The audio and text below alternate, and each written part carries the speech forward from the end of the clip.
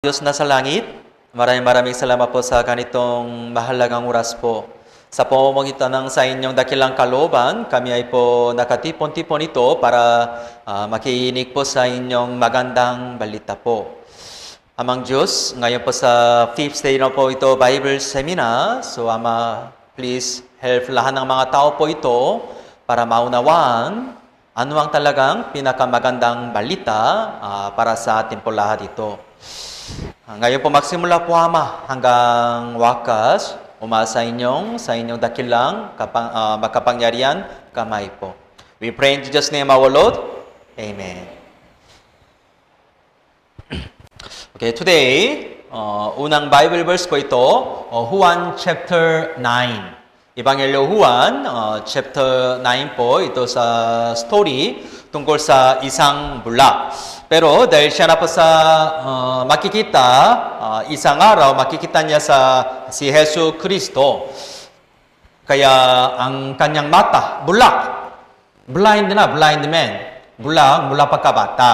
Pero nabuksan po ang kanyang mata na po. Juan chapter 1, mula verse 1 hanggang 3, I will read na po una. Verse 1, sa kanyang paglalakad, nakita niya ang isang lalaking bulak. Bulak pa sa kanyang pagkapang-anak. Verse 1, sa kanyang paglalakad. Itong kanyang meaning, si Hesus Kristo, isang araw. Siya na po sa nakita niya isang lalaking bulak. Bulak pa sa kanyang pagkapang-anak. Verse 2, tinanong siya ng kanyang mga alagad, Rabi, sino ang nakasala? Ang taong ito o ang kanyang mga magulang? Kaya siya ay ipanganak na bulak. Marami ng mga tao po ang isip nila, kung isang tao mula pagkapanganak, kung may kabansanan.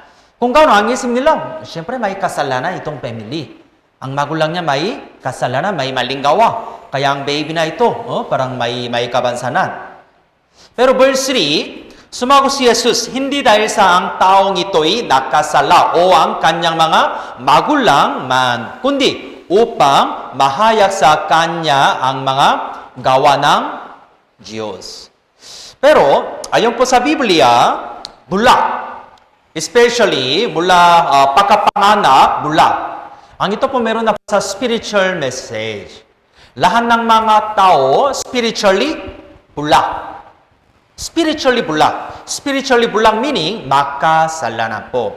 Especially, ito po, bulak pa sa kanyang pagkapang-anak. We are sinner since we are born. Diba?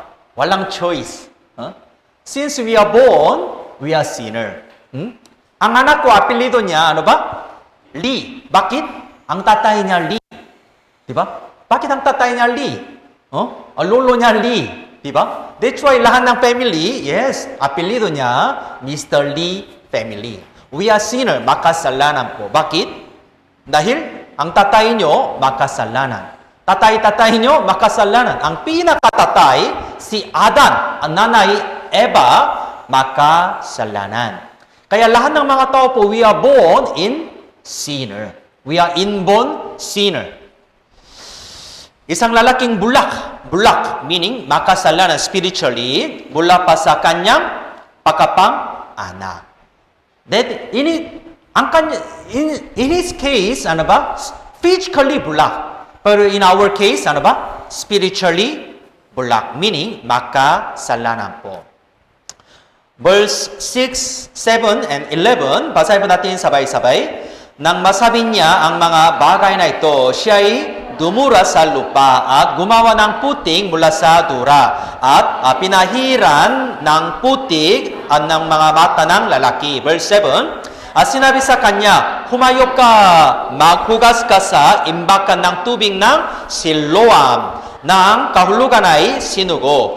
Humayong nga siya at naghugas at bumaling na nakakakita. Verse 11, sumagot siya, ang taong tinatawang na Jesus ay gumawa ng putik at pinahiran ang aking mga mata at sinabi sa akin, pumunta ka sa Siloam at magugas ka. Kaya ako'y umalis at nagugas at nakaroon ako ng paningin.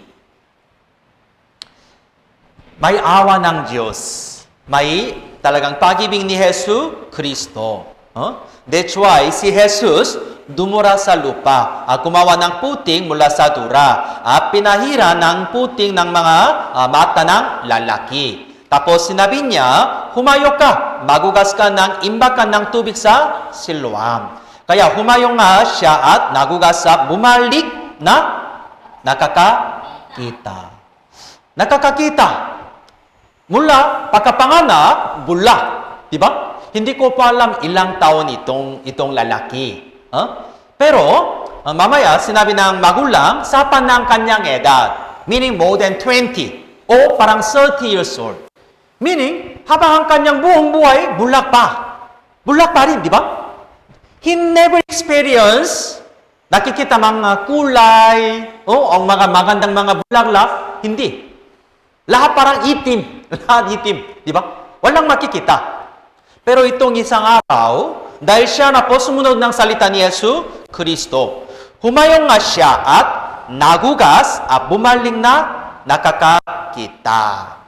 Dahil nagugas na po. That is the same also. Ang tunay ng pananampalataya ng kaligtasan sa pamamagitan ng salita ni Yesu Kristo. Salita ni Yesu Kristo, ito po parang tubig. Tubig para nagugas ng sa aming spiritual kasalanan po. Kaya Roma chapter 10 verse 17, kaya ang pananampalataya ay nanggagaling sa pakikinig at ang pakikinig sa pamamagitan ng salita ni Kristo. Ang itong bulang ng lalaki, just obey, sinabi ni Yesu Kristo. Diba? Pero parang medyo mahirap papunta sa ito Siloam. Pero dumating na, tapos naguwas ng tubig na lang. Walang any medicine. Diba? Just he obeyed the word of God. Jesus Kristo. Kaya nakakita niya ang kanyang mata na po ito. Kaya ako'y umalis at nagugas at nagkaroon ako ng paningin. Our salvation also same. Today, para tunay ng kaligtasan, just listen carefully. Okay? Verse 18, 19, 20, hindi naniwala ang mga Hudyo na siya'y dating bulag at nakaroon ng kanyang paningin hanggang sa kanilang tinawag ang mga magulang ng lalaki na nakaroon ng paningin. Verse 19, at tinanong sila, ito ba ang inyong anak na sinasabi ninyo ipinanganak na bulag? Paano nakakakita na siya ngayon? 20, sumagot ang kanyang mga magulang. Alam namin ito'y aming anak. Siya'y ipinanganak na bulag. Ang mga Hudyo, nakataka nila. First time. Mula ipinanganak, bulag na. Pero nakakita na ngayon. Diba? Kaya nakataka nila. Tapos, verse 21, ang mga magulang sinabi niya ito, subalit, kung paanong siya ay nakakakita ngayon at hindi namin alam, o kung sino ang napukas ng kanyang mga mata, ay hindi namin kilala. Tanungin ninyo siya, siya ay may sapan ng gulang na, siya ay magsasalita para sa kanyang sarili. 20, ang mga bagay na ito ay sinabi ng kanyang mga magulang sapagkat natatakot sila sa mga Hudyo. Sapagkat pinakasihan ng mga Hudyo na kung ang sinumang ay napahayang na si Jesus ang Kristo ay palalayasin mula sa sinagoga. Sinagoga meaning talagang grupo ng religion. Ang mga magulang natatakot. Alam niya, nakinig niya, di ba? Ang kanyang anak, sariling anak, nakita niyang mga mata, di ba? That's why alam niya, bilang magulang alam niya, Jesus Kristo. Si Jesus parang he made a miracle, di ba? Pero, sinabi niya, hindi namin alam. Hindi namin kilala. Una, medyo takot nila. Tapos second, ang ito po, di ba? Ang sinabi ng magulang, tapos mamaya sinabi ng anak, talagang different. Ang mga magulang, ano ba? Hindi na direct experience ng kanyang sarili. Di ba? Pero, tingnan nyo itong Bible verse. Verse 24:5. Dahil dito, itinawag nila muli ang taong dating bulag. Sinabi sa kanya, luwalatiin mo ang Diyos. Nalalaman namin makasalanan ang taong ito. 25. Sumagot siya. Basahin po natin sabay-sabay. Kung siya'y makasalanan ay hindi ko alam. Isang bagay ang nalalaman ko, bagaman ako'y dating bulag, ngayon nakakakita na ako. Soti, sumagot ang tao sa kanila'y sinabi, ito ang nakapagtataka. Hindi ninyo alam kung saan siya nagmula, subalit binuksan niya ang aking mga mata.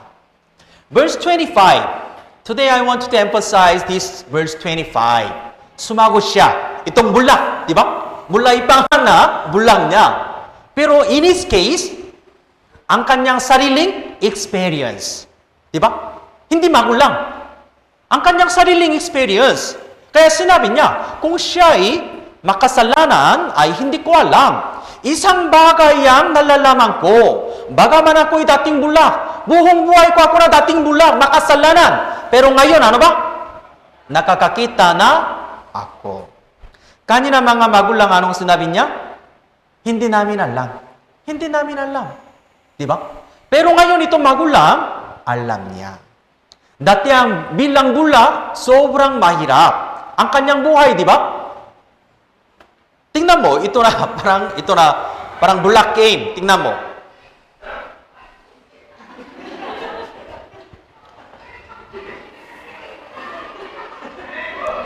Akala niya parang jumping rope. Ang galing. Pero nasaan ba, di ba? Rope. Wala, di ba?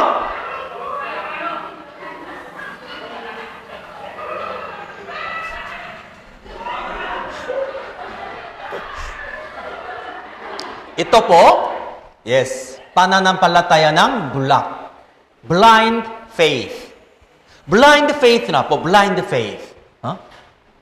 Today, talagang gusto ko po, you will get to talagang true experience tungkol sa inyong sariling kaligtasan.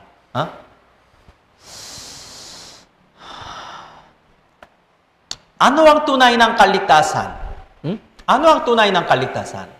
Salvation is one's own direct experience. Ito is not something you've heard indirectly.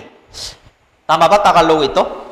Ang kaligtasan ay sariling direktang karanasan. Hindi ito isang bagay na hindi mo direktang narinig.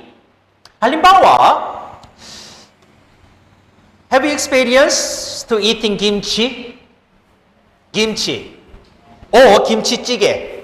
Have you experienced that? Ano ang lasa ng kimchi? Mahangang o masarap? Sa akin, masarap. Bilang Koreano. Pero sa inyo, bilang Pilipino?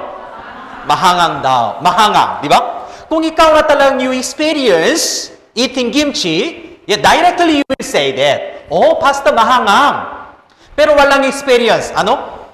Pasta mahangang daw. Mahangang daw. Hindi ko po alam kung mahangang, pero sinabi nila, mahangang daw. Kimchi-jjigae, masarap po o hindi? Ano ang lasa ng balot? Masarap? Masarap? Yaki. Ako, I haven't experienced balot. Even though I stay in the Philippines 12 years, pero hanggang ngayon, I never experienced. Nakita ko na, pero hindi pa tasting. Naintindihan nyo? Kaya in my case, alam ko na itong lasa ng kimchi. Pero hindi ko po alam lasa ng balot. Hindi ko po alam. Diba? That is the same. Tingnan mo, ikalawang Korinto chapter 13 verse 5. Siyasatin ninyo ang inyong mga sarili kung kayo'y nasa pananampalataya. Subukin ninyo ang inyong mga sarili. Important, siyasatin ninyo ang inyong mga sarili. O, subukin ninyo ang inyong mga sarili. Hindi daw. Dapat sa inyong direct experience. Ano ang tunay ng kaligtasan? Meron po ba talagang experience kayo tungkol sa kaligtasan? Ligtas ka na ba? O ligtas daw? Pastor, sinabi ng ang church ng pastor ko, ligtas daw. Ligtas daw. Hindi. Experience po ito talagang, the salvation ito dapat personal experience. Basahin po natin ulit, Juan chapter 9:25. Sumagot siya, kung siya ay makasalanan ay hindi ko alam. Isang bagay ang nalalaman ko, bagaman ako'y dating bulag, ngayon nakakakita na ako. Bagaman, isang bagay na nalalaman ko. Ito po talagang tunay na alam ko na. Ano? Bagaman ako'y dating bulag, meaning dati makasalanan. Makasalanan talaga kaya papunta sa impyerno. Pero ngayon, nakakakita na ako. Nakakakita na spiritually. Bulag dati pero nakakakita. That is the same. Dati makasalanan pero ngayon, ligtas na. Ligtas na. Pero paano maliligtas? Paano maliligtas? O ano ang kaligtasan? Ang problema, hindi mo alam ano ang kaligtasan. Di ba? Ano ang kaligtasan ayon po sa Biblia? Hindi ayon po sa inyong opinion. Important, ayon po sa Biblia. Ano ang talagang tunay ng kaligtasan? Paano makakapunta sa langit? Ito po importante ayon po sa Biblia. Hindi na ayon po sa religion. Naintindihan nyo? Meron na po marami ng maling pagkaunawa tungkol sa kaligtasan. Mga people, so ang isip nila, miyembro ng isang denomination.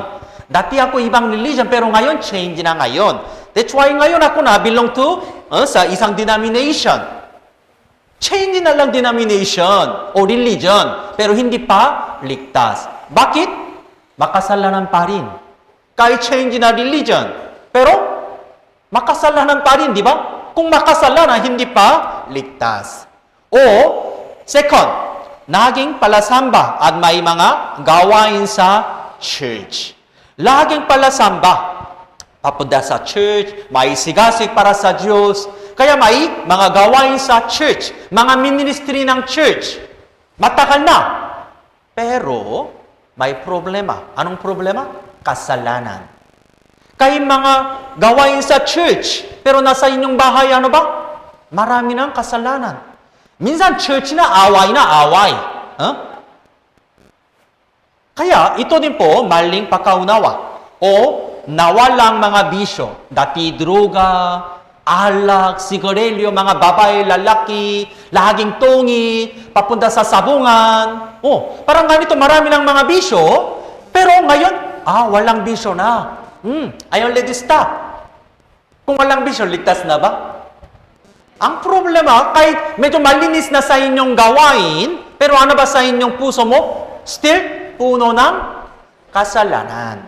Puno ng kasalanan. O nakaranas ng himala o pagsasalita ng mga wika. Parang you experience. Parang himala, nakikita mo sa himala o speaking tongue. Pero ano ba? Spiritually, makasalanan pa rin. Tapos, mga himala o pagsasalita ng mga wika, hindi lamang sa loob ng Christian denomination. Alam mo, mga himala, meron na po mga Buddhist, ibang-ibang mga religion din, meron na po. Kaya ito hindi na tunay ng kaligtasan. O, napabautismo, o nasa ministry, o nasa choir member, kaya bautismo na mga ilang beses, makasalanan pa rin. Paulit-ulit na pagsisisi o pangungumpisal. Dahil araw-araw nakasala, kaya ano ba? Tuwing gabi, pagsisisi. Diyos, patawarin mo ako. Ang problema bukas, makakasala ulit. Kung ano ba? Diyos, patawarin mo ako. Ang ito din po, dahil hindi pa ligtas, kaya laging ganon din na lang. Tapos, naging maganda ang takbo ng negosyo. Takbo ng negosyo, maganda na. Kaya ang isip mo, marami ng mga material blessing. Kaya parang ako naligtas na. Hindi. Lahat ng ito po, mali na po. Nakakamali po kayo. Hindi na ito tunay ng kaligtasan po. Kung ganon, ano ang tunay ng kaligtasan ayon po sa Biblia? Kaya una, malalaman nyo dapat ano ang tunay ng kaligtasan ayon po sa Biblia. Okay? Tapos, kung itong kaligtasan dapat, tanggapin nyo. Dahil ito po talagang tama na. Luke chapter 1 verse 77, basahin po natin sabay-sabay. Upang magbigay ng kaalaman ng kaligtasan sa kanyang bayan sa pamamagitan ng pagpapatawa sa kanilang kasalanan. Ano ang kaalaman ng kaligtasan? Sa pamamagitan ng pagpapatawad sa kanilang kasalanan po. Ang tunay ng kaligtasan dapat based on forgiveness of sin. Pagpapatawad ng kasalanan po. Kaninong kasalanan? Kasalanan ko sa aking kasalanan. Sa inyong sariling kasalanan po. Gulong sa chapter 1 verse 14, basahin po natin sabay-sabay. Nasa Kanya ay mayroon tayong katubusan na siyang kapatawaran ng mga kasalanan. Kaligtasan o katubusan, tubos na, di ba? Ito lahat based on ano ba? Pagpapatawad ng kanilang kasalanan o kapatawaran ng mga kasalanan. Kaligtasan meaning, dapat kaligtasan should be ano ba? Salvation is solving the problem of sin. Dapat kailangan po sa solving sin problem. Naintindihan nyo? Halimbawa, kung ikaw na may utang, nangutang ka mula sa 5-6. Ito na malaking problem, di ba? Mula sa 5-6, mula sa Bombay. Bombay. Kaya una, utang mo, 100,000 peso. Ang problema, hanggang 1 year, hindi pa babalik. After 1 year, una, di ba? 100 peso lang. Pero after 1 year, ano ba? 150 na. After 2 year, 200 peso na. Interest, di ba? Ulit. Hanggang babalik ng itong lahat ng mga utang, ito na malaking problem. Tama ba? You have to return. The original money, 100,000 plus interest lahat. Naintindihan nyo? Yes, that's the same. Ang kaligtasan meaning, dapat solve sin problem. Sin problem. Paano? Ayon po sa Biblia, pagpapatawa sa mga kasalanan. O katubusan, tubos, redemption, di ba? Parang utang, kung may utang. Kailangan po ano ba? Katubusan, tubos. O kapatawaran ng mga kasalanan. Hindi ko po alam kung sakto na sa Tagalog, pero basahin po natin sabay-sabay. Ngunit, hindi nilulutas ng mga tao ang problema ng kasalanan. Patuloy silang nagsisikap na gumawa ng isang bagay. Iniisip nila na para makapunta sa langit, kailangan nilang gumawa ng maputi para sa kanilang kapwa at gumawa ng isang bagay para sa Diyos. Ang tunay ng kaligtasan dapat solving sin problem. Pero dahil hindi nila alam, kaya ang mga tao mas focus, ano ba? Diyos, ano ba mas focus na? Maputing gawa na lang. Tumutulong ng sa inyong kapwa, o gumawa ng isang bagay para sa Diyos lang. Laging mas focus ng gawa. Maputing gawa. Hindi sin problem. Ito po mali. Kaya ayon po sa Biblia, tunay ng kaligtasan meaning, pagpapatawa sa mga kasalanan o katubusan o biblically, kapatawaran ng mga kasalanan. Pero marami ng mga tao pa ang isip nila, paano kapatawaran ng mga kasalanan? O sa pamamagitan ng kumpisal. Hindi.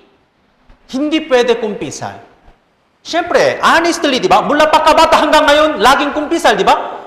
We confess our sin. Pero hanggang ngayon, makasalanan pa rin, di ba? Hanggang ngayon, mabigat na kasalanan. Laging kumpisal, pero hanggang ngayon, may sin problem. Ibig sabihin, itong kumpisal, hindi po tunay ng kaligtasan. Sa harapan ng Diyos, marami ng kasalanan. Kaya gumagawa ng mga maputing gawa, pero ano ba? Sa pamamagitan ng ganitong mga men's way, marami ng mga maputing gawa na. Pero sin problem still, marami pa rin.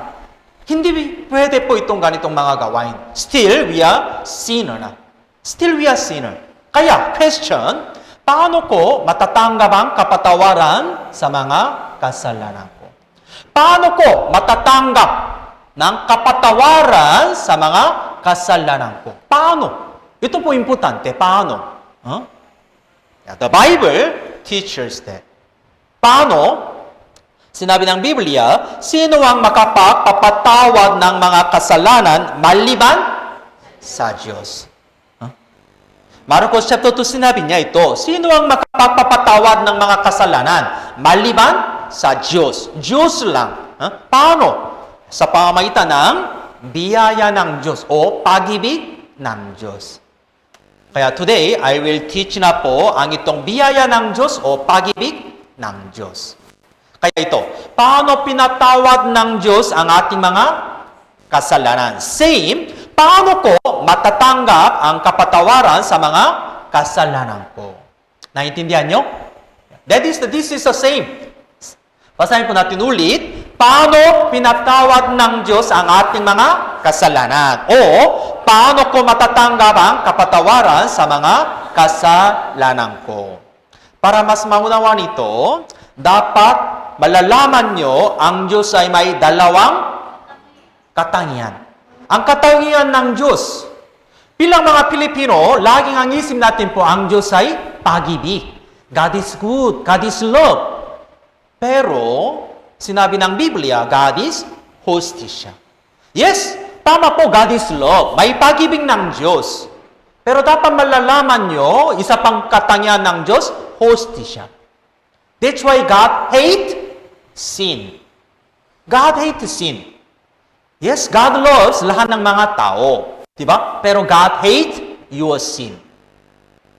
Bakit ikaw napapunta sa impyerno? Bakit mga makasalanan papunta sa impyerno? Huh? Because God hates sin. Even though God really loves mga tao, lahat ng tao, pero God hates sin. Halimbawa, that is the same, di ba? Parang ikaw na talagang you really love your children. Di ba? O, pwede na. Kung mayroon na po sa pet, aso sa inyong bahay.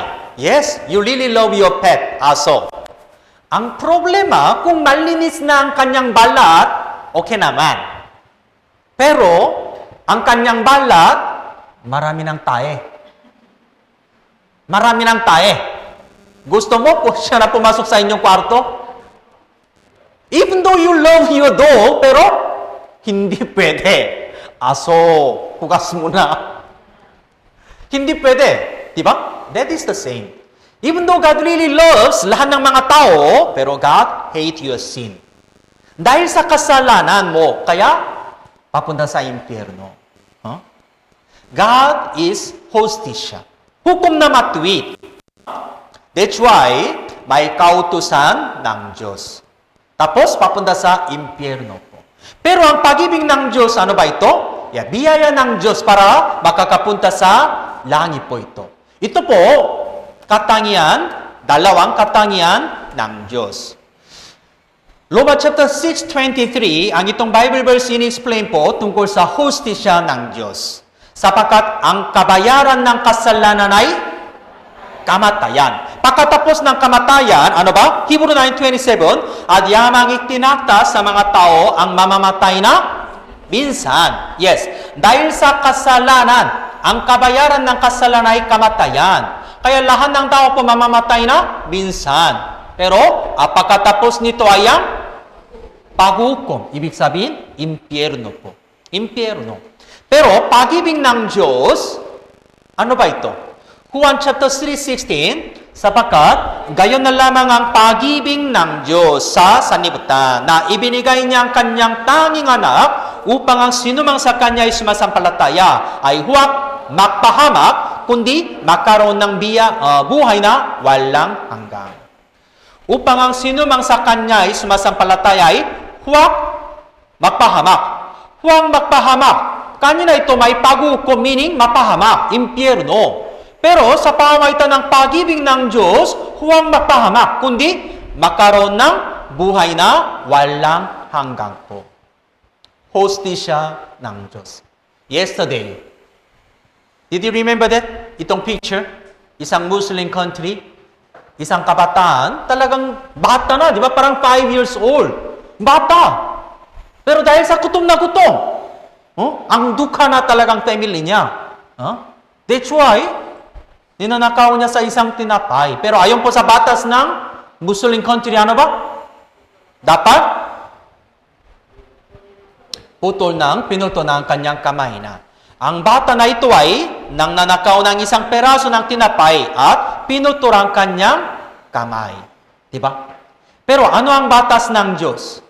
Sapagkat ang kabayaran ng kasalanan ay kamatayan. Meaning ito po ano ba? Paghukom ng Diyos. Hostisya na po. Hukom na. God is hukom na matuwid. Kaya meron na po konting kasalanan, ang kabayaran ng kasalanan ay kamatayan. Pero, continue, ngunit ang kaloob ng Diyos na walang bayad ay buhay na walang hanggan kay Kristo Jesus na Panginoon natin. Ito po, pag-ibig ng Diyos. Para mas maintindihan, itong katangian ng Diyos, dalawang katangian ng Diyos, hukom o pag-ibig, I will explain isang story. The justice and love of Father. The justice of Father and love of Father na po. Ang itong picture, kita nyo ito picture. Ano ba ito? Siya na po isang Griego, dati Griego sa Haring Jariucus. Pero nasa kanyang kamay, ano ba? Tabak. Tapos, sa dukit din ang kanyang isang mata po. Bakit? Dahil bilang hari po ito, Jariucus, he made isang utos. Kung ang mga tao nakasala ng pangangalunya, adultery sin, kung ganon, dukitin ang dalawang mata. Dahil nakita niya isang araw, puno ng kasalanan ng kanyang bansa. Especially adultery sin, pangangalunya. That's why he made isang batas. Mula ngayon, kung sino mang nakasala ng pangangalunya, dukitin ang kanyang dalawang mata. Dalawang mata, dapat dalawang mata. Pero alam mo ba, next day, ang isang kabataan, pasaway ng isang sa teenager, nahuli niya habang pangangalunya. Nahuli niya. Tapos siya na po sa harap ng itong hari na ngayon. Pero alam mo ba sino ito? Pasaway ng anak ito? Sino? Anak ng hari. Anak ng hari na anak ng hari. Naintindihan nyo? Talagang pasaway. Walang takot. Dahil ang isip niya, tatay ko na, tatay ko. Kaya parang hingi ng tawad na lang. Kumpisal na lang, Ama, patawarin mo ako. Kaya akala niya okay naman.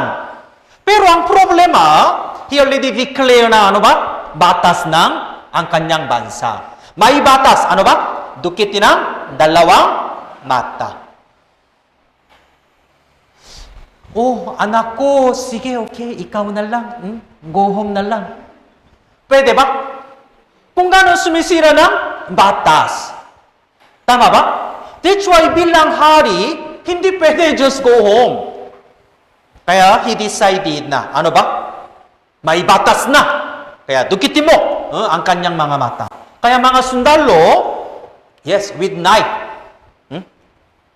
Dinukin niya isang mata ng sa anak niya ito. Prince. Tapos, hindi lamang isang mata. Dapat dalawang mata. Dalawang mata. Pero that time, ang tatay niya ito, hari. Kahit hari. Ang kanyang position, hari na, di ba? Hari. Kaya dapat kailangan po sumunod ng batas na ang kanyang bansa.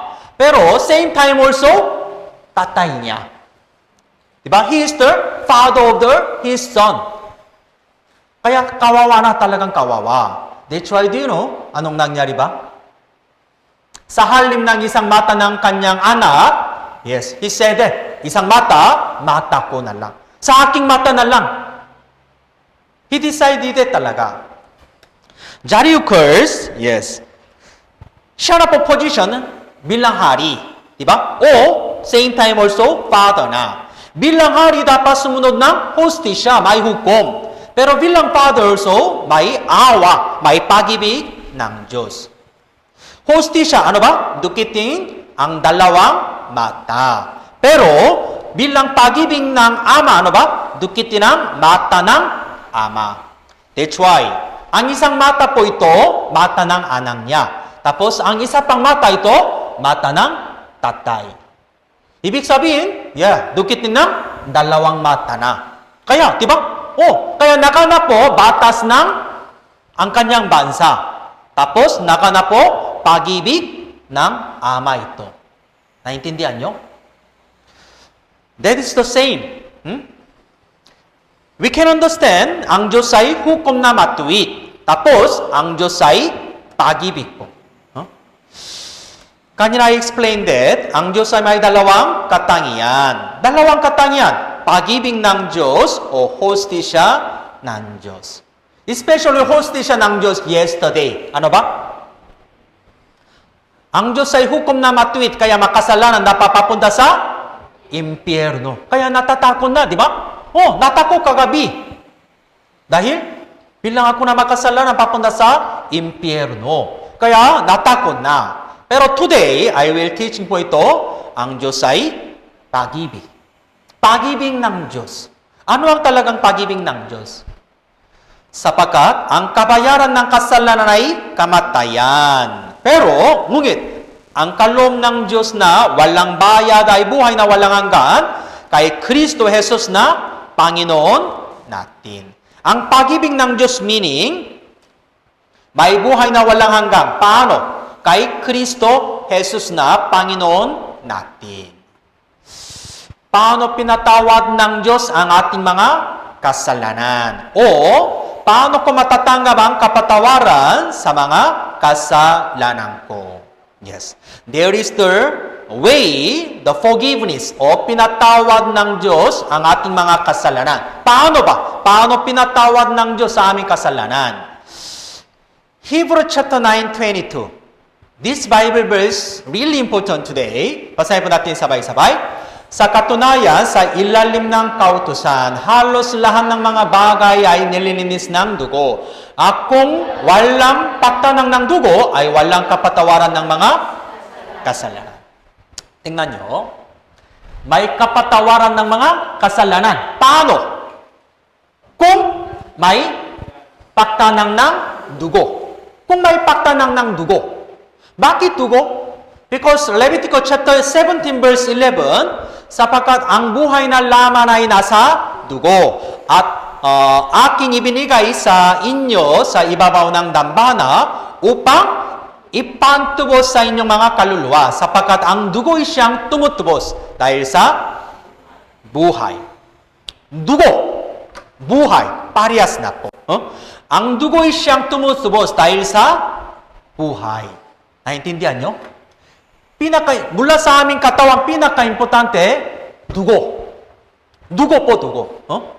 Kung nawawala sa inyong dugo mula sa inyong katawan, kayo walang problema, brain, o sa heart, o stomach, pero mamamatay. Kung kulang, dugo. Naintindihan nyo? Dahil, ang dugo po ito, buhay na. That's why, tingnan mo, pagtanang ng dugo, ibig sabihin ito parehas po, kamatayan. Kamatayan. Kung walang pagtanang ng dugo, walang kapatawaran ng mga kasalanan. Pero, kung may dumanang ng dugo, kung ganon, may kapatawaran ng mga kasalanan po. Tingnan nyo ito isang hayop. Ang itong isang hayop, yes, dumanang na po ang kanyang lahan ng dugo. Buhay o patay na? Patay na. Bakit? Dahil walang dugo. Dahil dumanang po ang kanyang lahan ng dugo. Kanina, sapagkat ang kabayaran ng kasalanan ay kamatayan. Di ba? Ito sinabi niya, kamatayan. Dapat, para may ang kabayaran ng kasalanan, mamamatay. Mamamatay. Pero kamatayan meaning ito, dumanang ng dugo po. Dumanang ng dugo. Kaya today, dumanang ng dugo, pagtanang ng dugo, that is the same, ano ba? Kamatayan. Kamatayan po ito. In the Bible, mga halimbawa ng kapatawaran ng mga kasalanan sa lumang tipan. From Genesis, mula unang Biblia, Genesis, meron na po mga halimbawa ng kapatawaran ng mga kasalanan. Okay? Paano ba? Paano? Look at, sa pamamagitan ng dugo ng mga hayop po. Alam natin po, di ba, si Adan at Eva bilang unang nakasala, di ba? May kasalanan po. Ang unang araw, ginawa nila, ano ba ito? Ang damit sa pamamagitan ng kanyang sarili. Ang kanilang sarili. Kaya ito po sariling pagiging matuwid na. Pero next day, inihanda ng Diyos kasotang balat. Kasotang balat meaning ito, katuwiran ng Diyos po. Genesis chapter 3 verse 21, basahin po natin sabay-sabay. 3, 2, 1.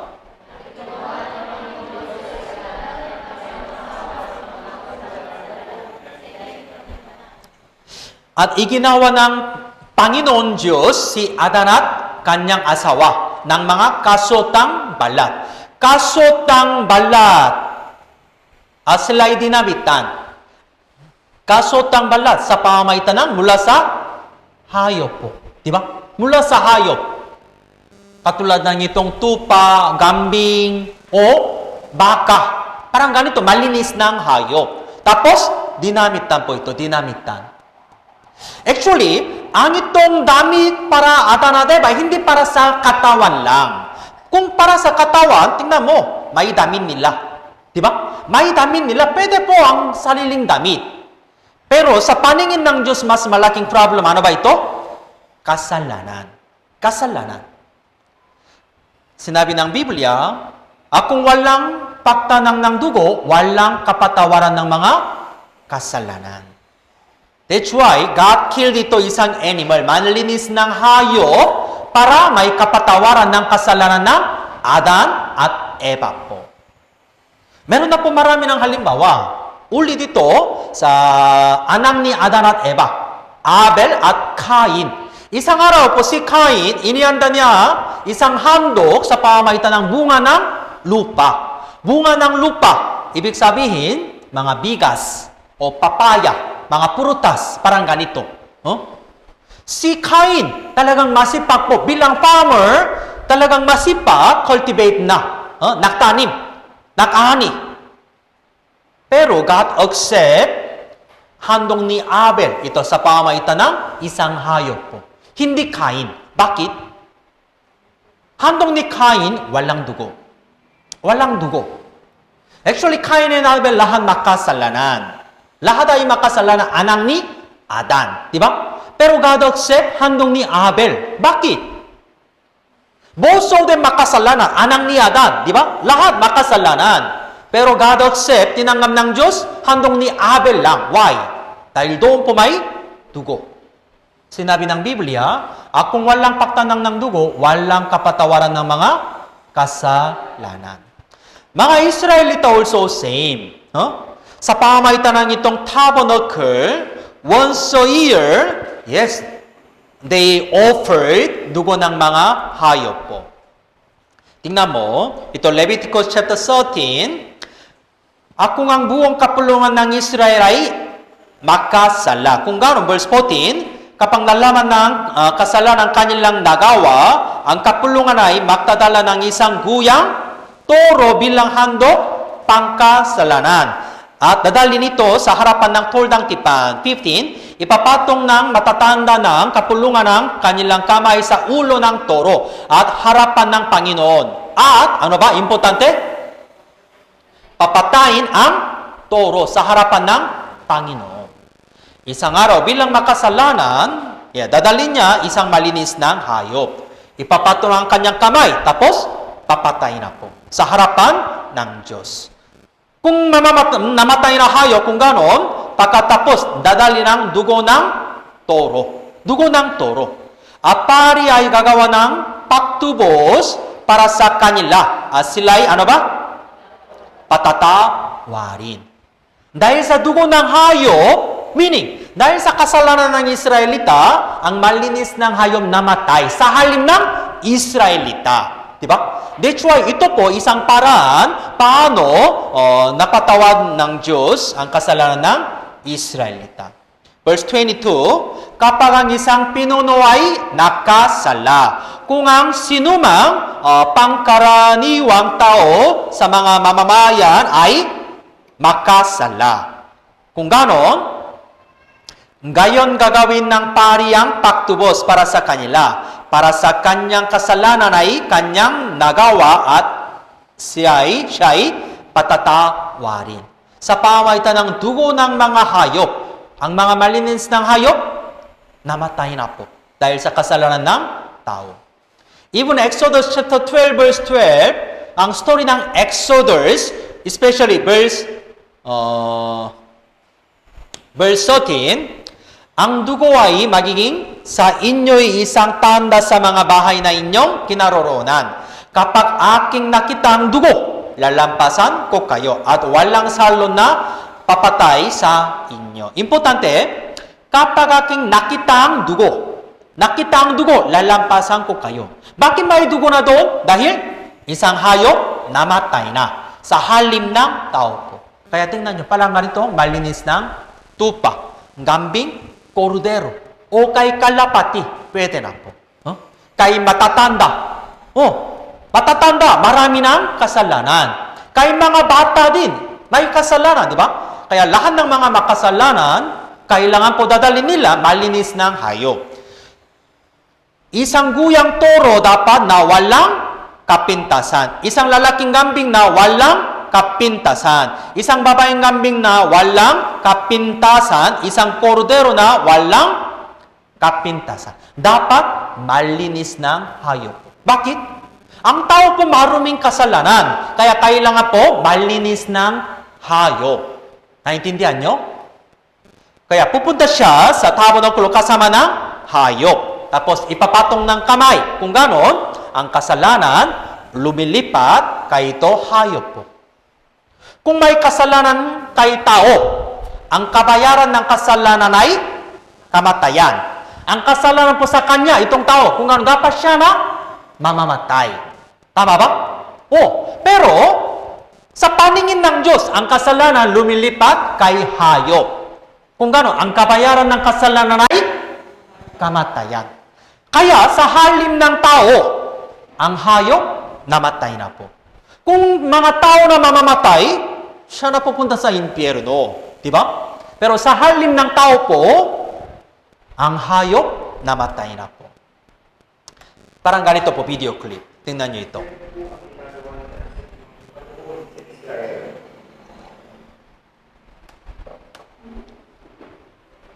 Ganito po ang ginagawa nila sa lumang ipanoon sa Israel. Dadalhin po ng makasalanan ng Israelita ang kanyang alay na hayop, ang kordero. Pagkatapos ito, titignan po ito ng pari. Ang pari kumakatawan sa mata ng Diyos. Titignan niya kung ito ay malinis. Walang mali. At kapag okay, ipapatong po ng makasalanan ng Israelita ang kanyang bahay. At titignan po ang kanyang kasalanan ay makilipat doon po sa alay ng kordero. Ganyan po yung ginagawa. Ang magpapatawag ng kasalanan ko dahil sunod sa sinabi ng Diyos sa lumang tipan. Pagkatapos po, ang kordero ay papatayin, dadanan ng dugo bilang patubos sa kanyang mga kasalanan. Tingnan nyo, dapat kailangan po, papatayin, hayop. Ang hayop, magpapakita ang kalwalhatian ng Diyos sa tabernakulo at yun po ang simbolo na tinanggap yung alay pang kasalanan. At pagkatapos ito, malaya na makakauwi ang isang Israelita na napatawad ang kanyang kasalanan sa loob po ng isang taon. Kaya dapat kailangan po hayop mamamatay. Kaya sa loob ng tabernakulo para Israelita, araw-araw marami ng hayop namatay na. Tapos, sa loob po ito sa tabernacle, meron na po the Ark of the Covenant. Doon po may 10 utos. Kaya pinakapunong pari, dadalhin niya dugo ng hayop. Tapos iwiwisik, 7 beses ito, the mercy seat. Doon kung gano'n, doon po may kapatawaran ng kasalanan. Paano pinatawad ng Diyos ang ating mga kasalanan? O paano kung matatanggap ang kapatawaran ng mga kasalanan? Paano? Kung tingnan nyo sa lumang tipan, ano ba? Dugo ng hayop. Sa lumang tipan, sa pamamagitan ng dugo ng hayop. Kung walang pagtanang ng dugo, ay walang kapatawaran ng mga kasalanan. Kaya sa lumang tipan, sa pamamagitan ng dugo ng hayop, may kapatawaran ng mga kasalanan po. Pero, ito po, Hebrew 9:7, basahin po natin sabay-sabay. Subalit, sa ikalawa ay nag-iisang pumasok ang pinakapunong pari, minsan sa isang taon, na may dalang dugo bilang handong niya para sa kanyang sarili at sa mga kasalanan nagawa ng di sinasadya ng taong bayan. Para sa lahat ng Israelita. Ilang beses? Minsan sa isang taon. Once a year, especially July 10. Ito po sa autumn month day. The Hebrew calendar, every July 10, para buong kasalanan ng Israelita. Kaya nag-alay o papatay ng isang malinis ng hayop. Naintindihan nyo? Kaya, lumang tipan, July 10, every July 10, para sa kasalanan ng Israelita. Tingnan nyo. Tingnan mo sa screen ulit. Ang kasalanan kay tao na, di ba? Pero, lumilip pa po. Lumilip pa kay hayop na ito. Pero ang problema ito, every July 10, meaning, 1 year sin po, 1 year sin. Tingnan mo kung ganon. Yes. Halimbawa, like that. 2019, meron na po 1 year sin. Di ba? Ang kabayaran ng kasalanan ay kamatayan. Pero sa halim ng tao, ang hayop, namatay na. Kaya 1 year sin, napatawad na. Diba? Tapos, 2020. Ang kasalanan ng isang tao sa pamamagitan ng hayop, wow! Napatawad na. Tapos, 2021. 2021, tapos na. Like thinking that 2022. Dapat waiting hanggang July 10. Diba? Next year, July 10. Kailangan po isang handong ng hayop. Ang problema, December. Ang itong taon na, namatay na. May kasalanan, di ba? Hindi pa na handog, di ba? Wala pa handog ito. Tapos itong taon na namatay. Kung gano'n, dahil sa itong kasalanan, saan siya pupunta? Dapat impyerno. Sinabi ng Diyos, the wage of sin is death. Ang kabayaran ng kasalanan ay kamatayan. That's why, ang handog, the dugo ng hayop ito, hindi perfect. Naintindihan nyo? Kaya sinabi ng Biblia, Hebrew chapter 10 verse 1, kulay red, basahin po natin sabay-sabay, 3 to 1. Yamang ang kautusan ay anino lamang ng mapuputing bagay na darating at hindi ang tunay na larawan ng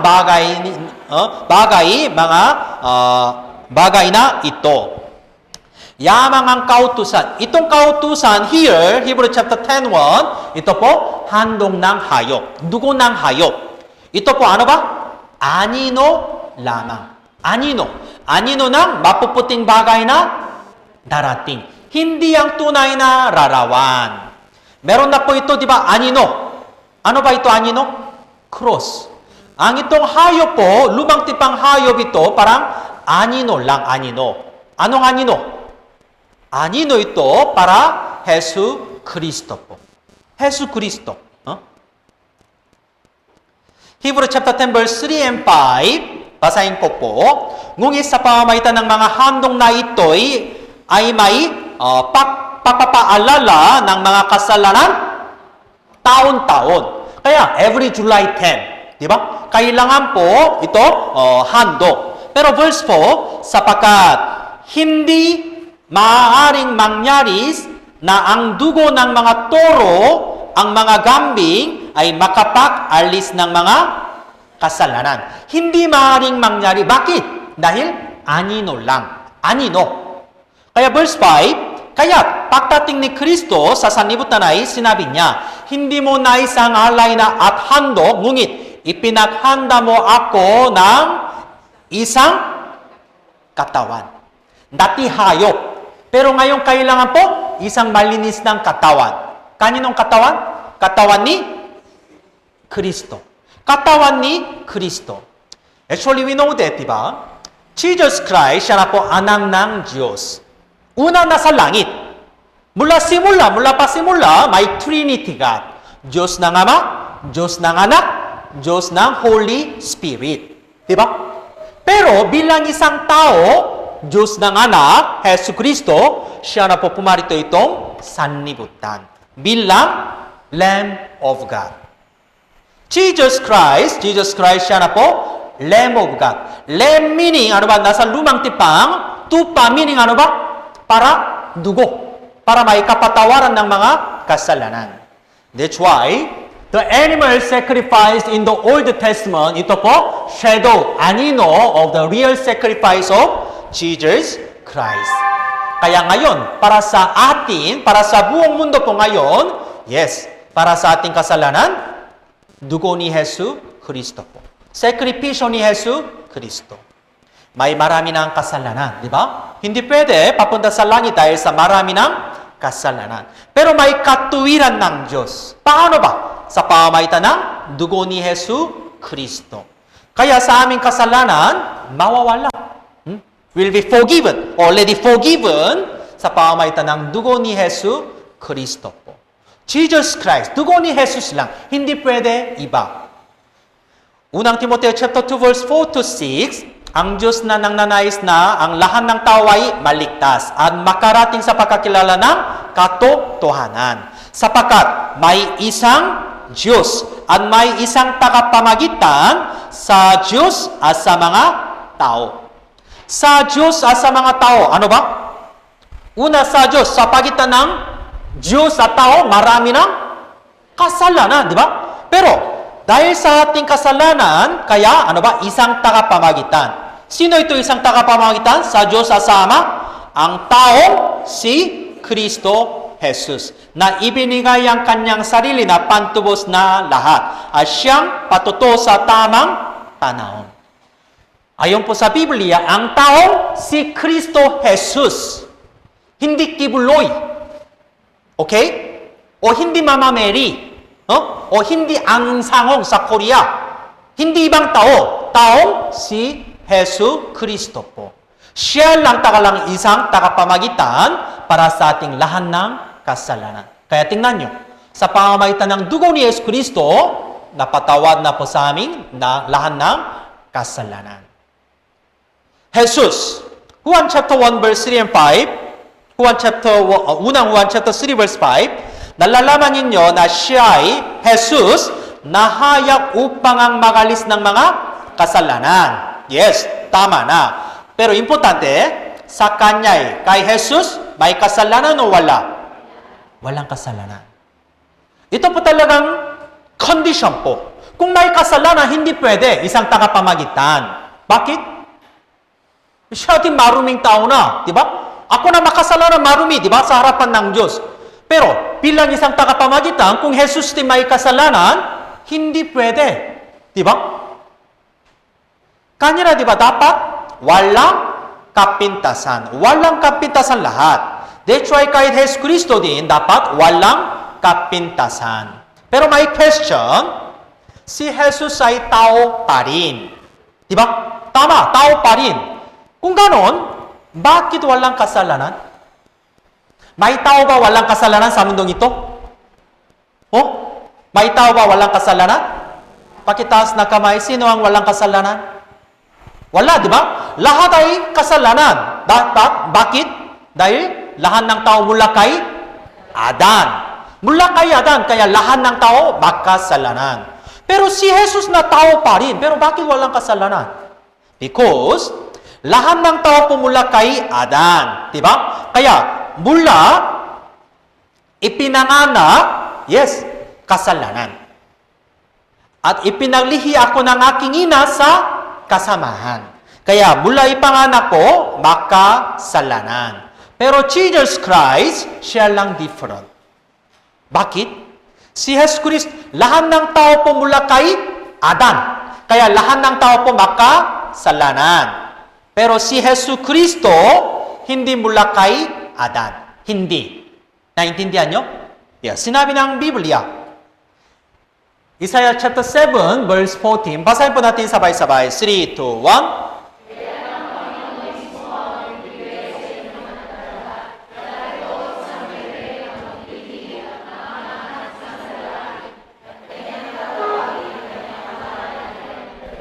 Yes.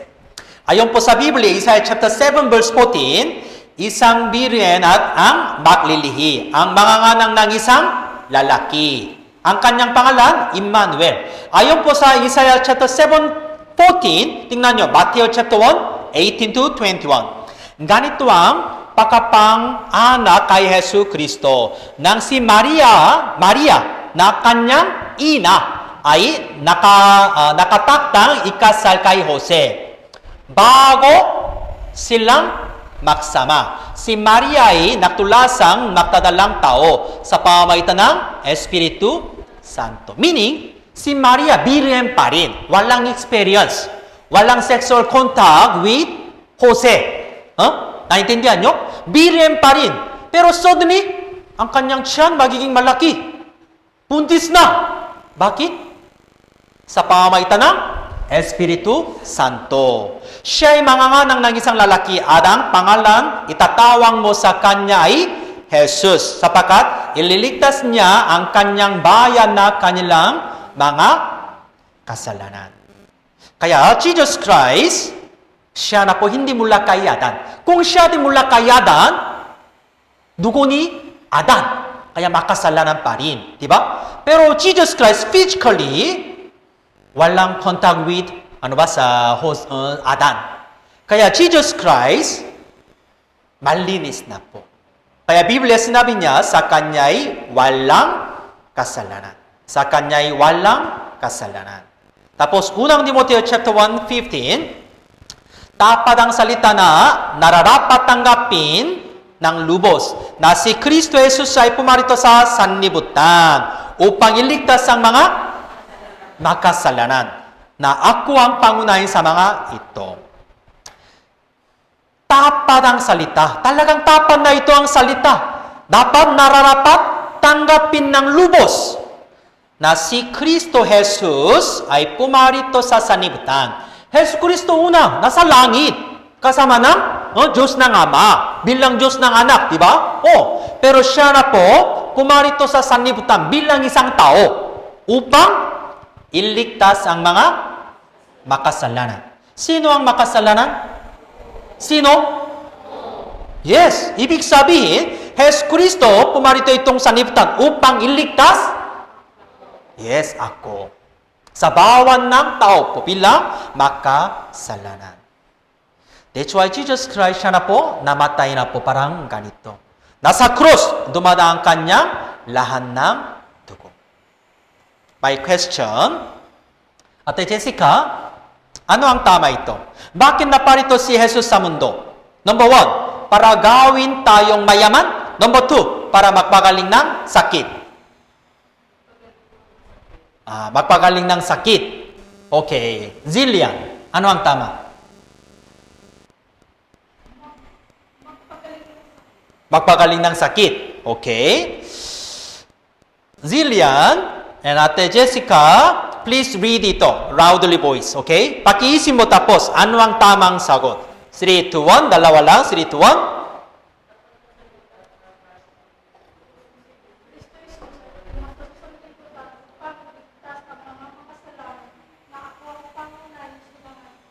Okay, kung ganun, question ulit. Anong tama? Hindi magpagaling ng sakit? Hindi? Anong sinabi ng Biblia ito kanina? Bakit si Jesus Kristo pumarito sa sanlibutan? Upang iligtas ang mga makasalanan. Jesus namatay na nasa krus. Para ano? Para magpagaling ng sakit? O para gawin tayong mayaman? Hindi. Ang ito po maling kaisipan ng tao. Ang mga tao po, laging pupunta sa church para ano? Diyos, may sakit na ako. Diyos, kulang budget. Tulungan mo ako. Laging ganito na lang. Mali. Mali. Dapat ano ba? Upang magalis ng kasalanan.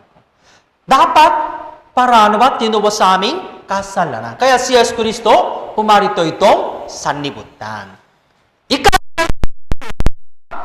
You have to focus this one. Hindi na ito. Naintindihan nyo? Basahin po natin sabay-sabay. 3, 2, 1. Kinabukasan, nakita ni Juan si Jesus na lumalapit sa kanya. Kanyang sinabi, narito ang kordero ng Diyos na nagalis ng kasalanan ng sanlibutan. Okay. May special kanta ngayon. Brothers and sisters, ready kayo? Special kanta? Huh? Fathers? Mothers. Okay. Mothers. Mothers group. Paki-ready kayo. Special kanta.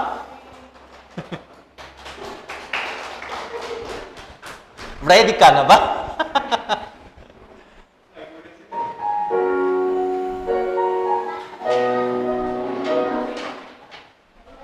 Are you washed?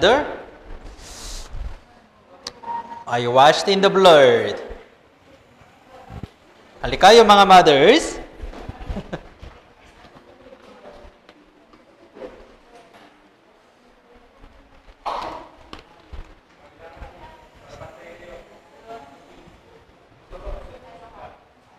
Okay, yes. Medyo kaliwa.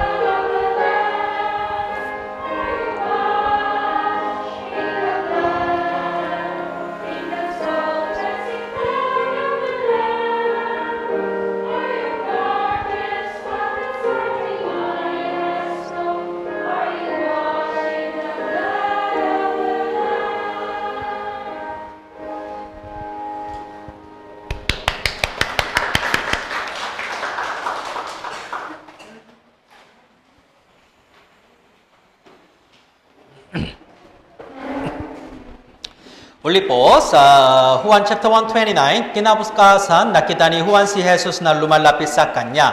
Kanyang sinabi, narito ang kordero ng Diyos. Ang kordero ng Diyos meaning, ano ba? Jesu Kristo.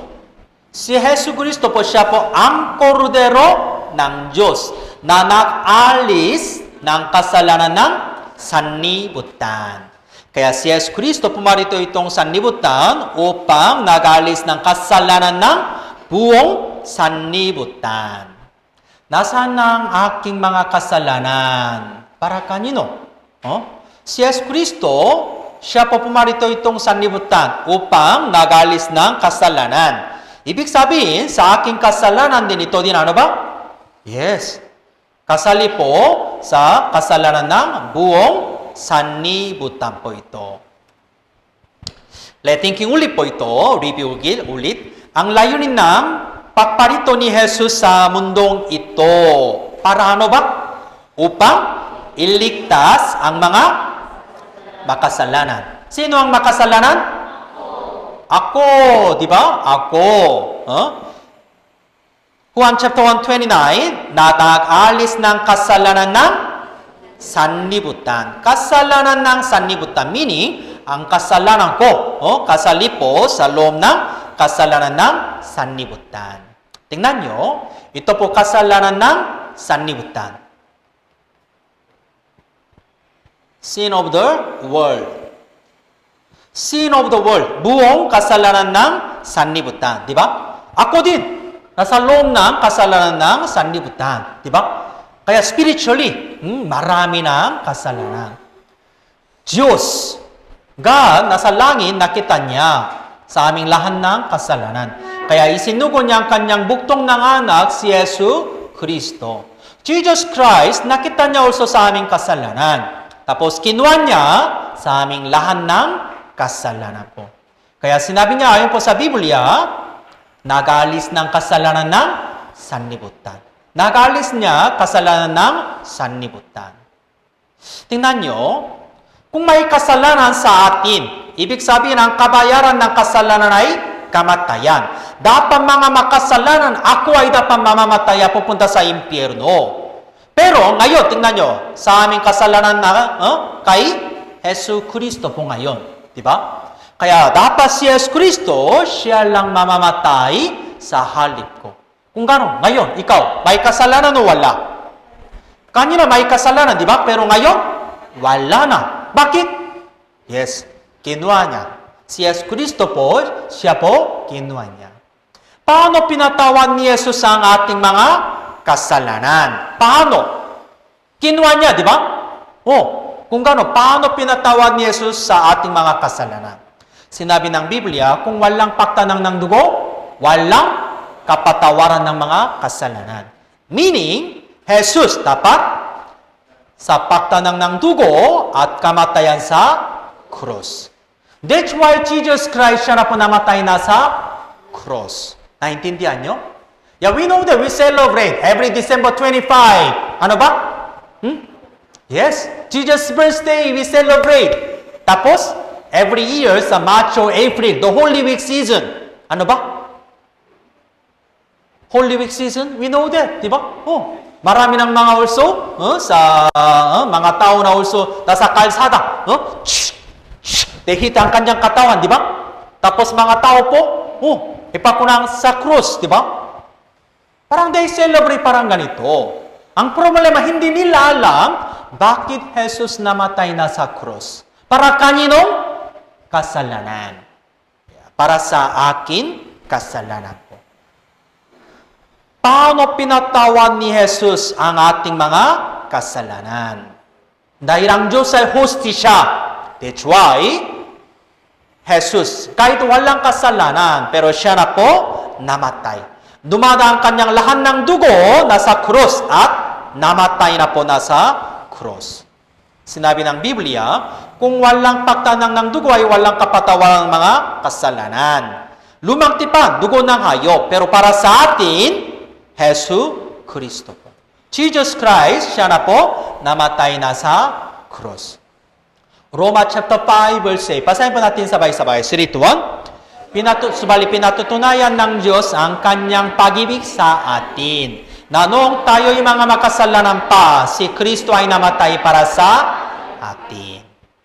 Paano pinatutunayan ng Diyos ang kanyang pag-ibig para sa atin? Paano? Sa pamamagitan ng kamatayan ni Yesu Kristo. tunay ng pag-ibig ng Diyos sa pamamagitan ng cross po. That's why sa aming Panginoon Yesu Kristo, habang siya na po 33 years old, siya na po namatay na sa cross.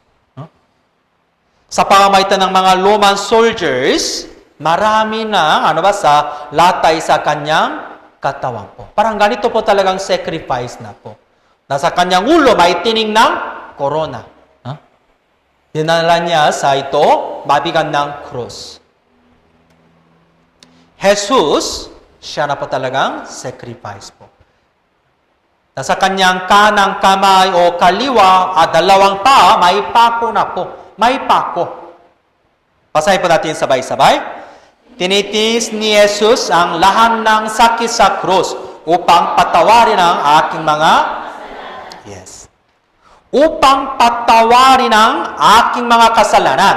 Tinitiis ni Jesus ang lahat ng sakit sa krus.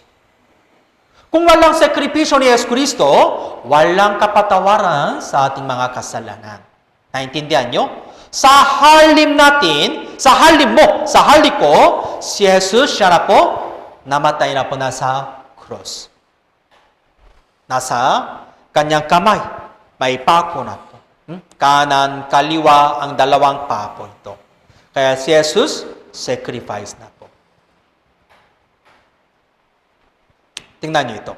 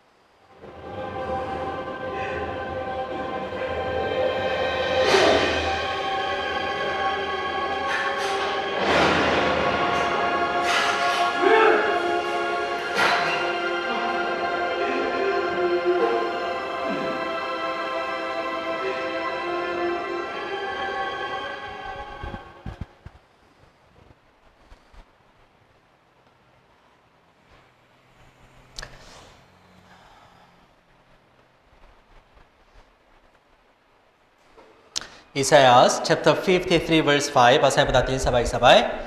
Ngunit siya'y nasugatan dahil sa ating mga paksway, siya'y binukok dahil sa ating mga kasamaan. Ipinataw sa kanyang parusa para sa ating kapayapaan. At sa pamamagitan ng kanyang mga latay ay gumaling tayo. Mula sa itong Biblia, pinaka-importanteng message, ano ba? Sakripisyo ni Yesu Kristo. Dugo ni Yesu Kristo. Mula Genesis hanggang Malakias, kay Mateo hanggang Revelation, pinaka-importanteng message mula sa itong Biblia, dugo ni Yesu Kristo. Sakripisyo ni Yesu Kristo. Bakit Jesus namatay? Bakit? Para kaninong kasalanan? Kay Book of Isaiah chapter 53 sinabi niya, ngunit siya'y Jesus. Isaiah chapter 53 ito, in-explain about sakripisyo ni Jesus. Clearly about Jesus Christ. Siya'y nasugatan. Nasugatan po dahil sa ating mga paksway. Ating mga paksway. Ang itong ating meaning, sa ating lahat ng paksway. Naintindihan nyo? Kahit hindi nakasulat sa inyong sariling pangalan. No? Kung nakasulat na sa lahat ng pangalan ng tigisan lahang tao, ang Biblia magiging sobrang kapal. Para sulat ng pangalan ng buong sanlibutan. Di ba? That's why sinabi ng Diyos ito, ating mga paksway, meaning lahat. Siya'y Jesus binukpok dahil sa ating mga kasamaan. Ipinataw sa Kanya, Jesus, ang parusa para sa ating kapayapaan. Sa pamamagitan ng Kanyang mga latay. Kanya, meaning Jesus, ay gumaling tayo. Mula sa kasalanan, gumaling na. Dami ng paksway, kasamahan ito, pinatawad na po. Dahil sa ating mga kasalanan, tinitiis ni Jesus ang lahat ng sakit sa krus upang patawarin ang aking mga kasalanan. Sa ating lahat po ito. Lahat. Kaya nasa krus, this is the last word ni Jesus Kristo. Ang huling salita ni Jesus Kristo. Basahin po natin sabay-sabay. Nang matanggap ni Jesus ang suka ay sinabi niya, natupad na at itinungo ang kanyang ulo at siya ay namatay. Ang huling salita niya, ano ba? Natupad na. Nasa cross, sinabi niya, natupad na! Natupad na! Tapos na! Anong tapos na? Bakit Jesus Kristo pumarito itong sanlibutan? Upang iligtas ang mga makasalanan. O upang patawarin lahat ng kasalanan. Kaya, nasa cross, all the wage of my sin is paid. Paid on the cross. Bayad na po. Bayad na. Sinabi ni Jesus Kristo, natupad na. Meaning, Jesus paid it all. Jesus paid it all. Lahat. Kung ganon, we have to thinking this one. Kung si Jesus ay nagtanang ng dugo sa krus para sa akin at namatay, ganon niya pinatawad ang aking mga kasalanan? Important question ito. Totoo na, Jesus, nagtanang kanyang dugo at namatay na po nasa krus. Sa halip ko, siya na po namatay. Tama na, di ba? Kung ganon niya pinatawad ang aking mga kasalanan. Gaano niya pinatawad? Mula sa aming buong buhay, di ba? May kasalanan. We can divide our sin. May past sin, present sin, may future sin. Mula ito, gaano niya pinatawad? Hanggang ngayon na lang? Hanggang ngayon? Nagawang kasalanan na? O hanggang ngayon kasalanan? O hanggang future sin? Napatawad na ba lahat? Gaano niya pinatawad? Siyempre, ayon po sa mga ibang-ibang mga religion, medyo ibang-ibang mga turo na. Akala mo, hanggang ngayon na lang. Ang bukas kasalanan, parang hindi pa daw. Kaya bukas kung makakasala, anong gagawin nyo? Kumpisal ulit, Diyos, patawarin mo ako. Parang hindi patawad sa kasalanan ng bukas, parang ganito. Pero ayon po sa Biblia, dapat malalaman nyo clearly. Sinabi ng Biblia, di ba? Narito ang kordero ng Diyos na nakaalis ng kasalanan ng sanlibutan. Kasalanan ng sanlibutan, meaning mula kay Adan hanggang pinakahuling tao na. Ito na kasalanan ng sanlibutan. Kaya kasalanan ni Adan, yes, kinuha niya. Nag-alis na kasalanan ng sanlibutan. Sa inyong kasalanan din. Diba? Ito din, yes, kinuha niya. Tapos siya na po namatay na sa cross. Kasalanan ng sanlibutan. Sa loob ng kasalanan ng sanlibutan, kasali po, ano ba? Kasalanan ng sa inyong lahat ng kasalanan. Dahil sa inyong kasalanan, di ba? Kaya, spirito mo, patay na. Pero, Jesus, kinuha niya sa inyong lahat ng kasalanan. Kung ganon, sa pamamagitan ng Holy Spirit, sa inyong spirit, yes, buhay na po ito. Meron na po, di ba, mula sa inyong buong buhay may kasalanan. Habang lumalago, mas marami ng kasalanan po. Hanggang mamamatay, araw-araw, nakasala. One day, we will die. Ito po sa inyong past sin. Nakaraang kasalanan, ngayong kasalanan, ito po sa inyong future sin. Di ba? Jesus namatay na po dahil sa inyong kasalanan. Kung ganon, ganon niya pinatawad sa inyong kasalanan? May past sin na lang? O including present sin? O hanggang future sin ba? Ibang-ibang mga kaisipan, pero importante, Biblia po. Ayon po sa Biblia, gaano niya pinatawa sa inyong kasalanan? Hebrew 9:12, basahin po natin sabay-sabay. 3, 2, 1. At hindi rin sa pamamagitan ng dugo ng mga kambing ang mga toro, kundi sa pamamagitan ng kanyang sariling dugo. Itong kanyang sariling dugo, meaning dugo ni Jesus.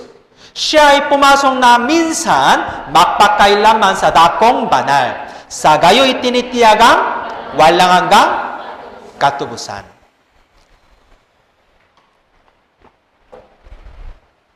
Hindi dugo ng mga kambing ang mga toro, kundi sa pamamagitan ng kanyang sariling dugo. Meaning, Jesus siya na po namatay na nasa cross. Diba? Pumasok na minsan, magpakailanman. Once for all, once forever. Sa gayo'y, importante ito, sa gayo'y tinitiyagang walang hanggang katubusan. May katubusan, di ba? May katubusan, tubos na. May kapatawaran ng mga kasalanan. Pero, walang hanggang katubusan. Walang hanggang meaning walang katapusan. Di ba? Walang hanggang katubusan. Walang hanggan. Forever. Di ba? Walang hanggan. Forever na talaga. Forever. That's why sinabi ng Biblia, kasalanan ng sanlibutan. Forever.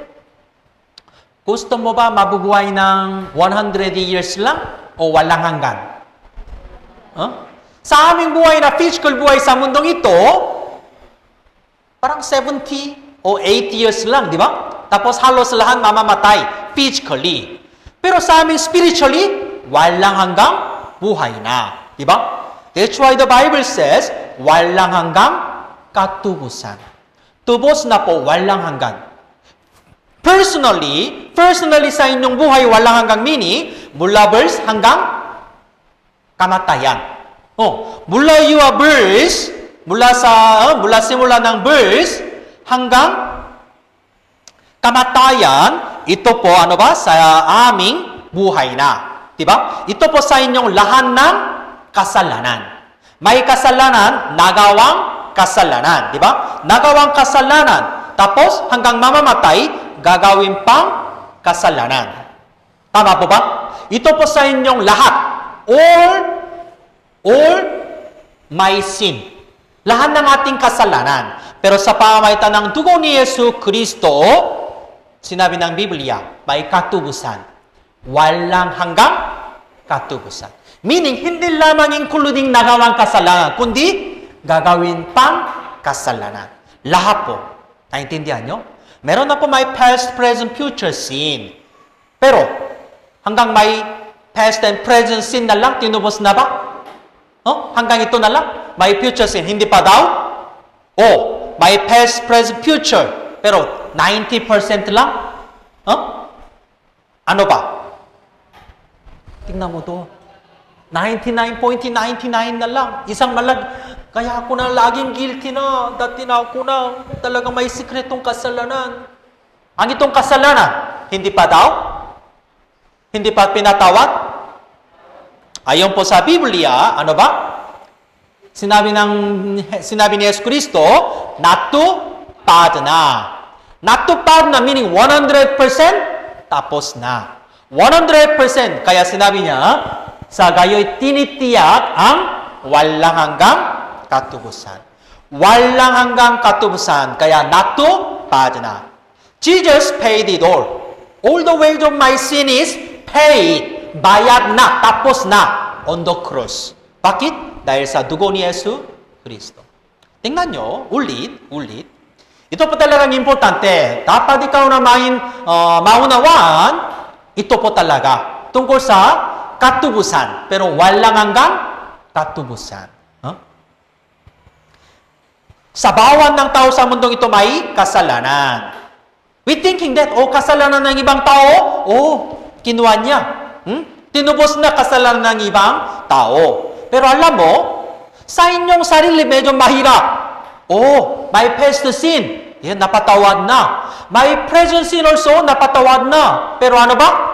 May future sin? Parang hindi pa. Kaya hanggang ngayon, medyo ako na may takot. May duda. Baka ako na pupunta sa impyerno. Parang ang karamdaman nyo, ang feeling mo, medyo takot na. Pero pananampalataya, hindi ayon po sa inyong feeling. Importante, anong sinabi ng Biblia? Ayon po sa Biblia, gaano pinatawad niya? Walang hanggan. Ibig sabihin, hanggang may future sin.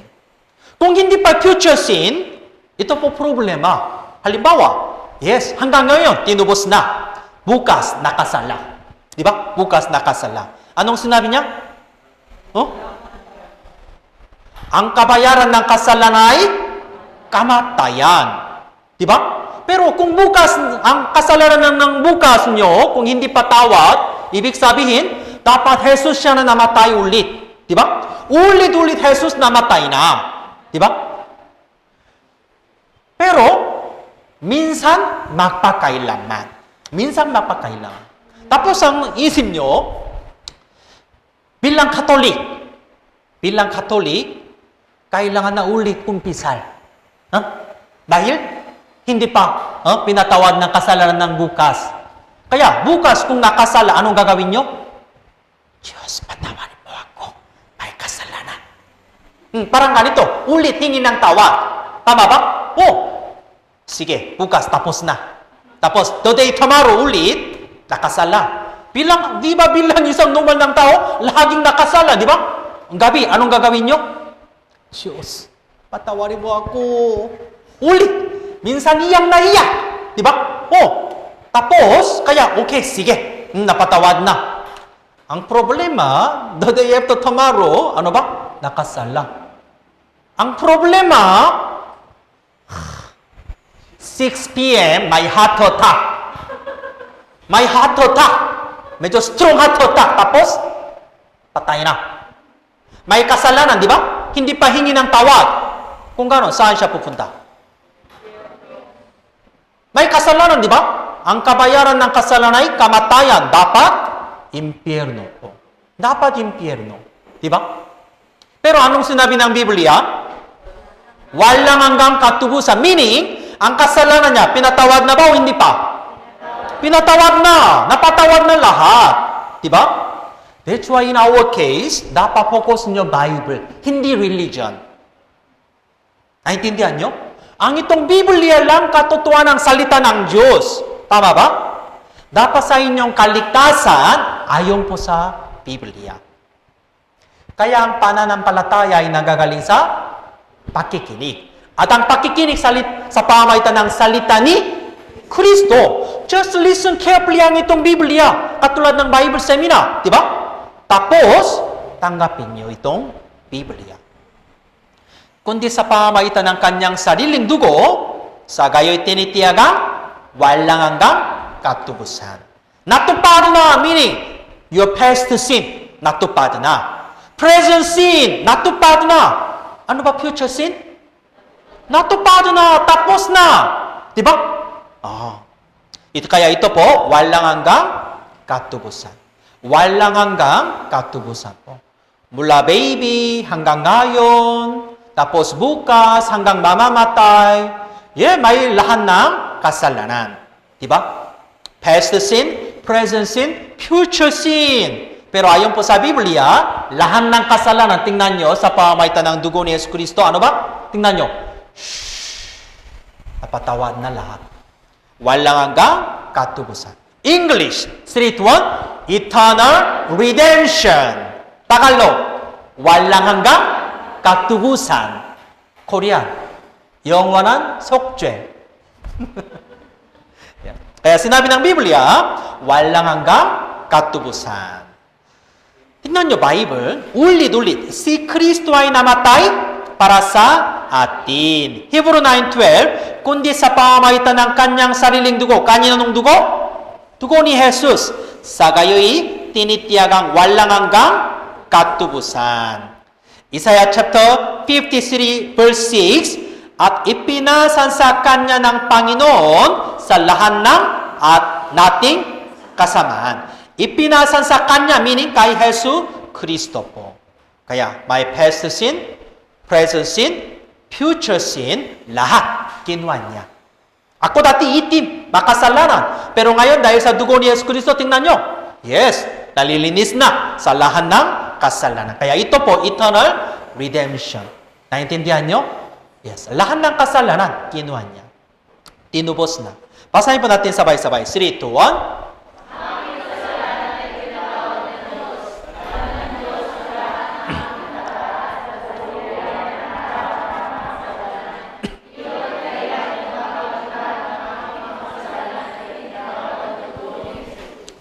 Ang mga tao po may duda, hindi ko po alam kasalanan ng bukas ko.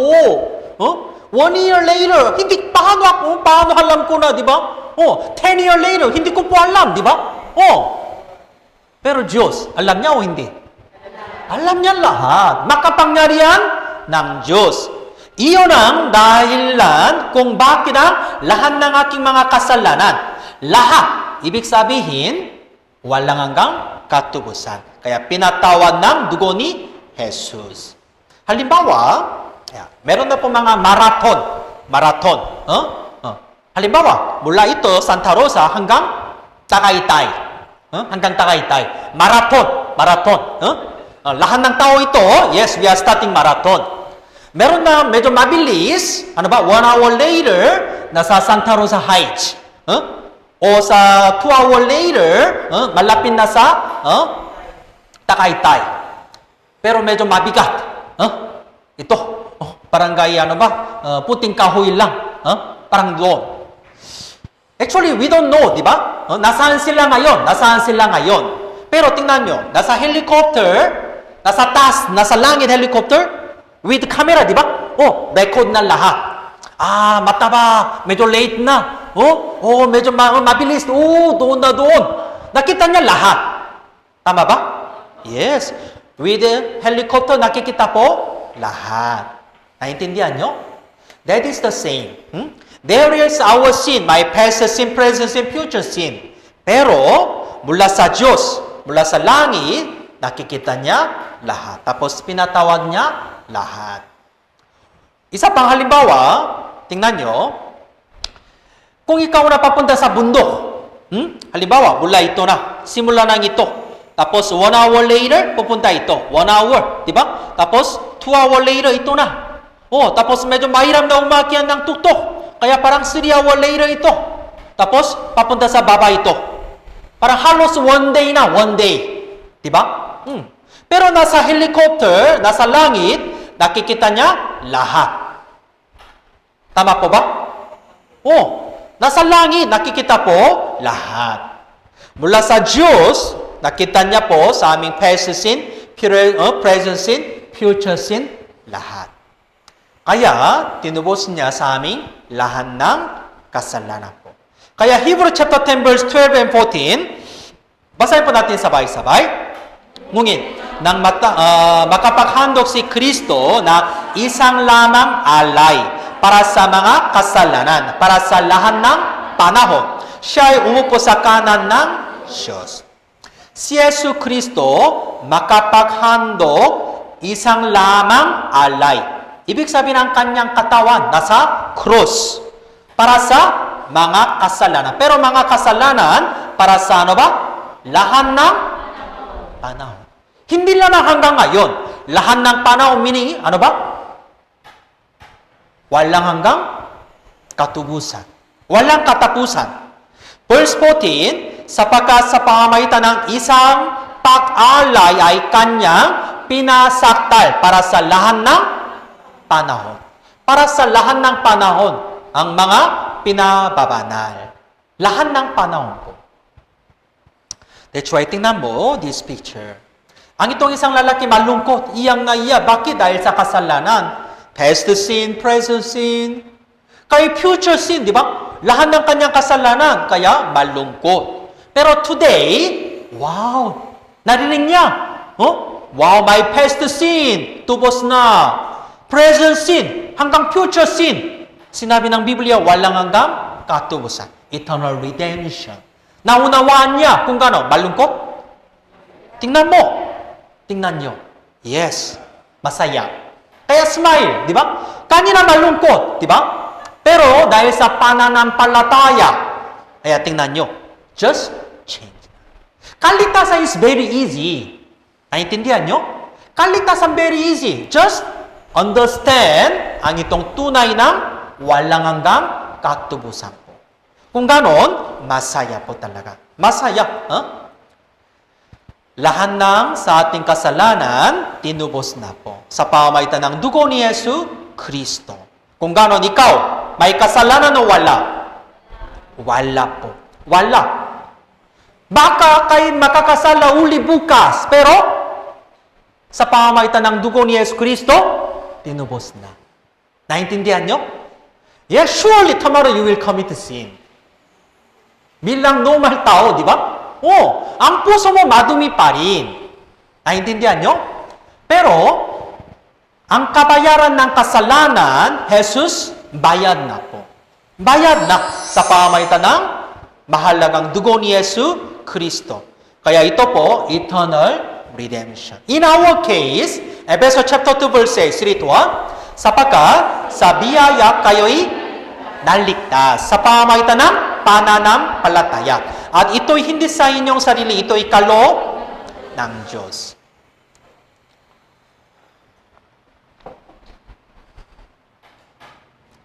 Importante ito sapagkat sa biyaya kayo'y maliligtas o naligtas? Hindi ba maliligtas? Naligtas. Di ba? Tingnan nyo Biblia. Clearly the Bible says, naligtas. Naligtas. Tapos na. Bakit? Dahil sa dugo ni Yesu Kristo, di ba? In our case, sa pamamagitan ng pananampalataya. Pero kahapon, naligtas ka na ba o hindi pa? Kahapon. Kahapon. Hindi pa, di ba? Kahapon, hindi pa ba? Dahil hindi mo alam. Pero ngayon, alam na. Kaya may pananampalataya. Just believe. Di ba? Just believe na lang ito. Dahil totoo na, tinubos na, di ba? Walang hanggang katubusan. Sinabi ng Biblia, ito'y kaloob ng Diyos. Legal law ng Diyos. Kaya kaligtasan ay legal law biyaya mula sa Diyos. In our case, just receive na lang. Receive. Efeso chapter 1:7, sa Kanya'y mayroon tayong katubusan. Pero katubusan, Hebrew 9:12, walang hanggang katubusan. Sa Kanya'y, meaning, dahil sa dugo ni Yesu Kristo, mayroon tayong katubusan. Walang hanggang katubusan. Sa pamamagitan ng Kanyang dugo ni Jesus, nakapatawaran ng ating mga kasalanan. Nakapatawaran ng ating mga kasalanan, meaning, lahat ng kasalanan. Kaya walang hanggang katubusan po. Walang hanggang katubusan. Dahil sa dugo ni Yesu Kristo, bayad na po lahat.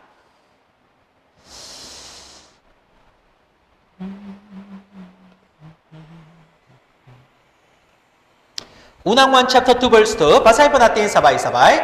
Siya ang kabayaran para sa ating mga kasalanan. At hindi lamang para sa ating, kundi para din sa kasalanan ng buong sanlibutan.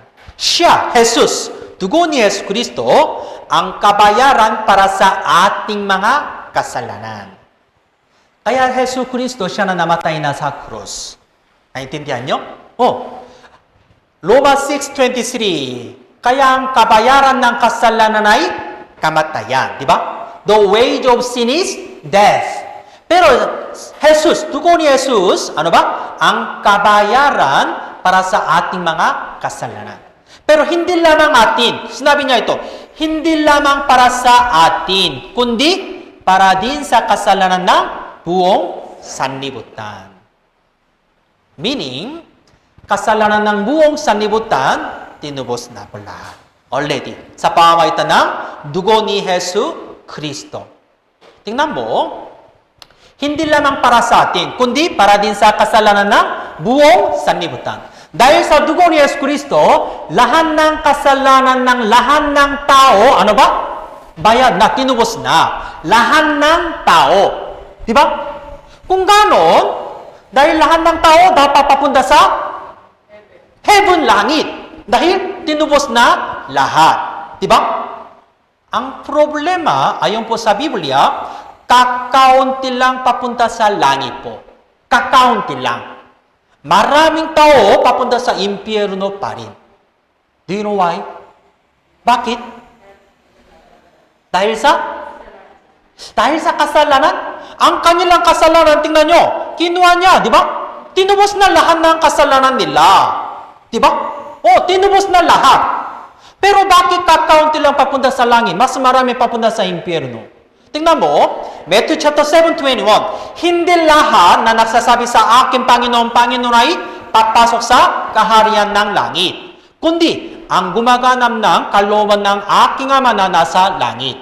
Sinabi niya, hindi lahat papasok sa kaharian ng langit. Hindi lahat. Kakaunti ba ang maliligtas? Yes, kakaunti lang. Kakaunti lang. Bakit? Bakit kakaunti lang sa langit? Mas marami papunta sa impyerno. Bakit? Yeah. Juan chapter 16 verse 8 to 9, 3 to 1. Sa pagdating niya, kanyang susumbatan ang sanlibutan tungkol sa kasalanan, sa katuwiran at kahatulan. Tungkol sa kasalanan sapagkat hindi sila sumasampalataya sa akin. May isa pang kasalanan. Actually, lahat ng kasalanan tinubos na. Walang hanggang katubusan. Pero may isang kasalanan. Ano ba? Sapagkat hindi sila sumasampalataya sa akin. Meaning, unbelieving sin. Naintindihan nyo? Tinubos na lahat. Ang problema ng mga tao, ayaw nila pakinig. Ano? Hindi nila alam hanggang ngayon. Ayaw nila ganitong Bible seminar. Naintindihan nyo? Tinubos na lahat. Kaya pwede na lahat ng tao pupunta sa langit. Ang problema, ang mga tao ayaw nila pakinggan. Tama ba? Oo nga. Ang kaligtasan libre na, regalo ng Diyos. Tinubos na lahat. Pero ang mga tao po, ayaw nila. Naintindihan nyo? That's why, kanina, di ba? Sapagkat sa biyaya, ito, Efeso chapter 2, 8 to 9, sapagkat sa biyaya, kayo'y naligtas sa pamamagitan ng pananampalataya. Pero ang mga tao, walang pananampalataya. Ayaw nila pakinggan, di ba? That's why ang mga tao po papunta sa impyerno ulit. Naintindihan nyo? Pero in our case, sa inyo, do you really believe that? Sa inyong kasalanan, lahat, tinubos na ba? Your future sin. Talaga? Hindi pa daw. Kahit ang mga tao sinabi niya, hindi pa daw. Pero anong sasabihin nyo? Tingnan mo, Bible! Sinabi ng Biblia, walang hanggang katubusan. Diba? Walang hanggang katubusan. Kung sa inyong kaibigan, hindi pa daw, hindi pa. Kaya kailangan na kumpisa ulit-ulit. Halika na. Tingnan mo, Bible. Anong sinabi na? Hebrew 9:12, walang hanggang katubusan. Naintindihan nyo? Ito po talagang tunay ng kaligtasan po. Eternal redemption.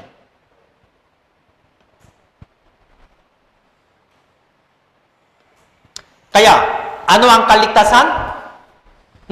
Ano ang kaligtasan? Kung hindi patingman ng kimchi, mahangang daw.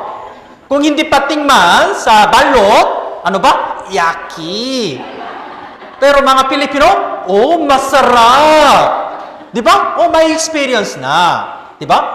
Dapat siyasatin ninyo ang inyong sarili. Subukin ninyo ang inyong mga sarili. Hindi pa daw. Okay? Dapat tiyak na tiyak. Basahin po natin ulit. Sumagot siya, kung siya'y makasalanan ay hindi ko po alam. Isang bagay ang nalalaman ko. Bagamat ako'y dating bulag, ngayon nakakakita na ako. Ito po talagang true testimony. Di ba? Dati ako makasalanan, pero ngayon, anak ng Diyos. Ligtas na. Ngayon, ligtas. Oo nga. Ito po talagang true experience. Naintindihan nyo? Ayon po sa Biblia. Ligtas na ba? Sigurado? Yes, sigurado po. Ang tunay ng kaligtasan sa pamamagitan ng pagpapatawa at kasalanan. Diba? Ang katubusan, walang hanggang katubusan, meaning kapatawaran ng mga kasalanan. Kaya, truly, save na po. Ligtas na. May kapatawaran ng kasalanan sa pamamagitan ng dugo ni Hesu Kristo. So, ang kaligtasan ay to believe what Jesus did for me. Jesus, siya na namatay para sa akin. Para eternal redemption. Walang hanggang katubusan po. Okay? Sure kayo? Sure? Yeah. Bukas, meron pa po sa isa pang session. Okay? Bukas, Sabado na po. Kaya also tomorrow, please come early. So, we will listen uli po tungkol sa kaligtasan. Tapos, bilang ligtas ng tao, paano mabubuhay na? Ito po talaga also important. Kaya about salvation and about Christian life. We will learn this one, okay? Let's pray together.